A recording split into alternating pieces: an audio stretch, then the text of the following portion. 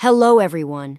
The sudden and emotional announcement of Walter Scott's death at the age of 81 has stirred up a wave of remembrance, grief, and finally, long-held revelations from the one person who knew him more deeply than anyone else, his twin brother, Wallace Scott, who until now had remained mostly silent about their shared past, private struggles, and the hidden truths that shaped both of their lives. Walter Scott, known for his golden voice and smooth stage presence, made an indelible mark on the world of R&B and soul music as a founding member of the Whispers, a group that carved out its own legendary space in the music world through the 1970s and beyond. Their hits like And the Beat Goes On and Rock Steady weren't just chart toppers, they were generational anthems that stood the test of time. But behind the stage lights and harmonies, behind the perfectly choreographed performances and charismatic public image, lay a life full of complexities, disappointments, private battles, and silent triumphs that the world never saw. And now, as Wallace Scott breaks his silence for the first time since his twin's passing, we are finally allowed a glimpse into the real Walter Scott, the man beyond the music, the friend, the brother, the fighter. Wallace described the bond between them as something almost cosmic, a connection forged in the womb and reinforced over decades of singing side by side on the same stages, living the same dreams, and shouldering the same burdens. But as Wallace now admits, the pressures of fame, the demands of the industry, and the toll of maintaining their legacy wore heavily on Walter. "We were always smiling in front of the cameras," Wallace said, "but people didn't see the sleepless nights, the stress, the health scares." Over the years, Walter had quietly dealt with a host of medical issues that he kept far from the public eye.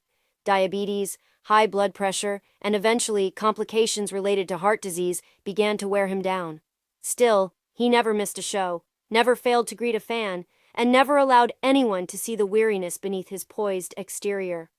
According to Wallace, Walter had a deep sense of duty, not just to his fans but to the music itself.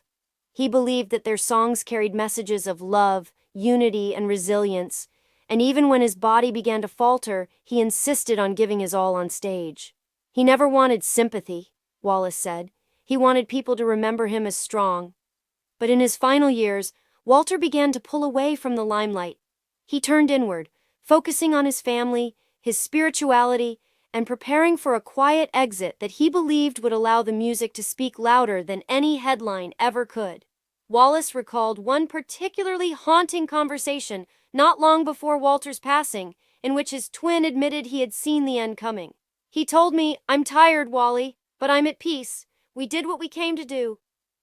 That moment still echoes in Wallace's heart, and now, with tears and reverence, he is determined to carry forward Walter's legacy, not just in song, but in truth. For years, there were unspoken tensions within the music industry, moments of exploitation, broken contracts, and unfulfilled promises. Walter, despite his success, often felt disrespected, overlooked by younger generations and even industry executives who had once profited off his voice. He never sought pity or recognition, but as Wallace now reveals, the feeling of being forgotten in the shadows of newer stars quietly hurt him more than he ever let on. And then there was the pain of personal loss. The brothers experienced their share of tragedy.